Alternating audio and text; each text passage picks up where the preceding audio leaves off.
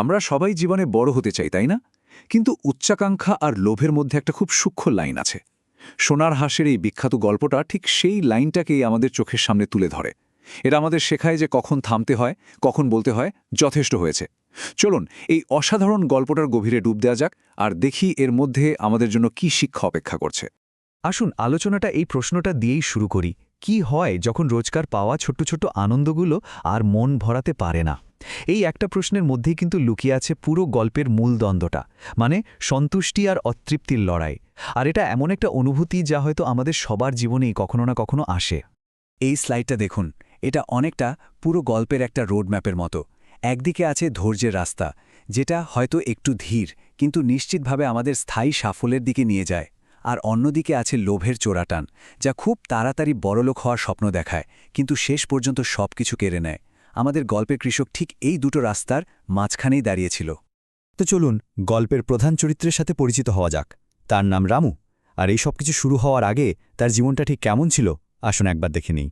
রামুর জীবনটা ছিল খুব সাধারণ, বলা যায় সংগ্রামে ভরা।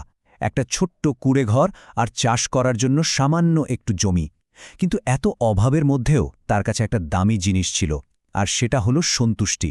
সে যা পেত তাতেই খুশি থাকত, আর বিশ্বাস করত যে পরিশ্রম করলে একদিন না একদিন ভাগ্য বদলাবেই। সে কিন্তু ঘুণাক্ষরেও টের পায়নি যে ভাগ্য তার জন্য কি অবিশ্বাস্য চমক নিয়ে অপেক্ষা করছে।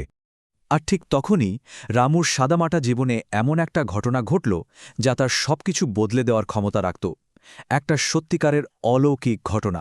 ভাবুন তো একবার, একদিন সকালে ঘুম থেকে উঠে দেখলেন আপনার বাড়িতে একটা অদ্ভুত সুন্দর হাঁস বসে আছে, আর তার কিছুক্ষণ পরেই সেটা একটা নিখাত সোনার ডিম পারল। রামুর সাথে ঠিক এটাই হয়েছিল।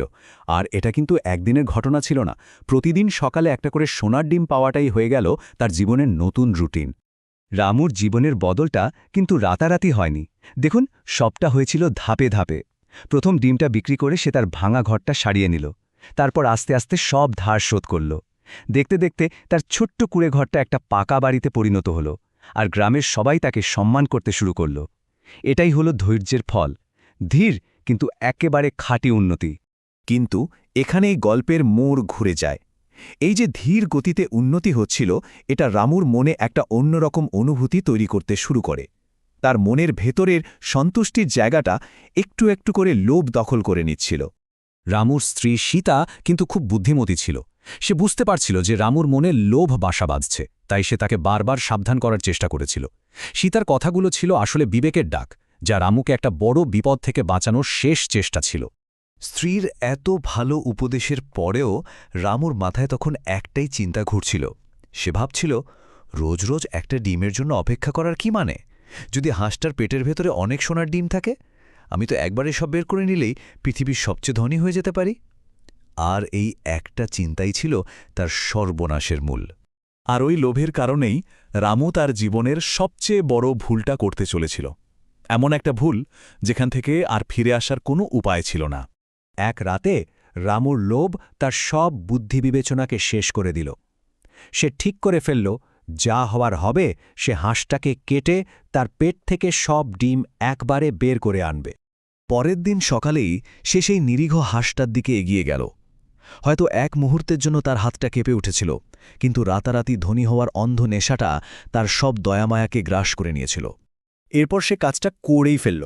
যে হাঁসটা ছিল তার সৌভাগ্যের উৎস, এক মুহূর্তের লোভে পড়ে তাকেই সে নিজের হাতে শেষ করে দিল। কিন্তু হাঁসটার পেট ছিঁড়ে সে যা দেখল, তাতে তার পায়ের তলার মাটি সরে গেল।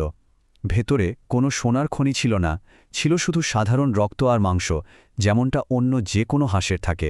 রামু একেবারে স্তব্ধ হয়ে গেল। একটা মাত্র ভুল, আর তাতেই রামুর সবকিছু শেষ হয়ে গেল। এরপর তার জীবনে যেটা শুরু হলো, সেটা হলো শুধুই আফসোস আর ভুলের মাসুল দেওয়ার পালা। ভাবুন তো একবার, একটা সিদ্ধান্ত কিভাবে ডমিনো এফেক্টের মতো তার সবকিছু কেড়ে নিল। হাঁসটা তো গেলই, সাথে সোনার ডিমের জোগানো চিরদিনের জন্য বন্ধ হয়ে গেল। জমানো টাকা পয়সাও একসময় ফুরিয়ে গেল, আর তাকে আবার সেই আগের গরিবিতে ফিরে যেতে হলো। গ্রামের যে মানুষগুলো তাকে সম্মান করত, তারাও তার এই বোকামির জন্য তাকে ছেড়ে চলে গেল। এই গল্পটা আসলে আমাদের শেখায় যে আসল সমৃদ্ধি মানে কি। আসল সমৃদ্ধি মানে কিন্তু শুধু অনেক টাকা পয়সা নয়। আসল সমৃদ্ধি হলো সেই স্থায়ী সুখ আর শান্তি, যা ধৈর্য আর সন্তুষ্টি থেকে আসে। আর এটাই হলো জীবনের আসল সোনা।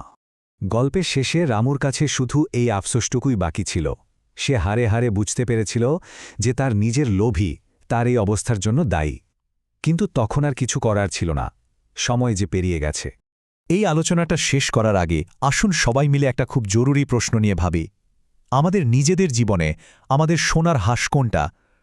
এমন কি আছে যে আমাদের প্রতিদিন একটু একটু করে আনন্দ, সুযোগ বা সুস্বাস্থ্য দেয়, কিন্তু আমরা হয়তো সেটাকে তেমন গুরুত্ব দিই না?